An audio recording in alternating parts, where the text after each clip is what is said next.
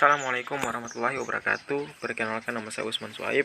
Pada video ini saya akan menjelaskan materi tentang konsep komunikasi hubungan masyarakat. Komunikasi merupakan proses interaksi antara manusia dengan manusia dan juga manusia dengan lingkungan. Dua atau lebih individu berinteraksi dan mempengaruhi gagasan, opini, kepercayaan, sikap satu sama lain. Konsep dasar ilmu komunikasi terdiri dari yang pertama, proses komunikasi. Proses komunikasi secara primer adalah proses penyampaian pikiran dan atau perasaan sesama manusia lain dengan menggunakan lambing sebagai media. Kemudian, proses komunikasi secara sekunder adalah lanjutan dari proses komunikasi primer di mana terdapat alat atau sarana sebagai alat media kedua setelah memakai lambing sebagai media pertama.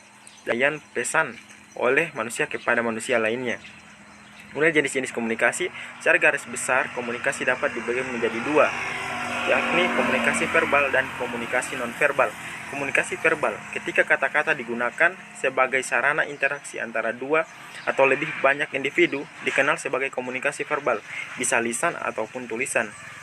Kemudian komunikasi nonverbal, pada waktu alarm jam berdentang di pagi hari, hal itu menyatakan bahwa jam tersebut berkomunikasi kepada budi dengan isi pesan bahwa sudah tiba saatnya untuk bangun dari tidur. Selain tujuan, komunikasi mempunyai fungsi tersendiri.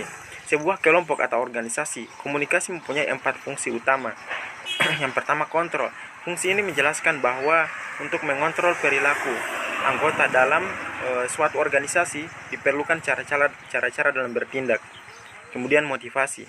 Motivasi merupakan komunikasi menjaga motivasi dilakukan dengan cara menjelaskan kepada anggota tentang apa yang harus dilakukan, seberapa baik pekerjaan mereka, dan apa yang harus dilakukan untuk memperbaiki kinerja sekitarnya yang dinilai.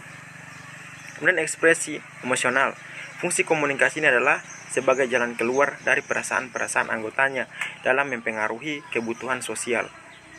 Kemudian informasi. Komunikasi mempunyai peran sebagai pemberi informasi yang dibutuhkan baik oleh individu maupun kelompok yang digunakan untuk mengambil keputusan dengan cara data untuk mengidentifikasi dan mengevaluasi pilihan-pilihan yang ada.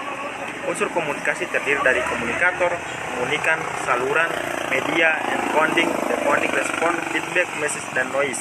Model komunikasi terdiri dari model SR, model Aristoteles, dan model Laswell. Elemen komunikasi terdiri dari komunikasi harus ada pesan, kesamaan, pemahaman, berubah, perilaku, dan metode pemberian informasi. Kemudian teori komunikasi yang dibutuhkan public relasi adalah teori presentasi diri, kumpulan tindakan teori rencana, teori konvergensi, percakapan, teori fungsional, teori wajah, teori demokrasi, organisasi, dan teori citra. Sekian penjelasan dari saya. Assalamualaikum warahmatullahi wabarakatuh.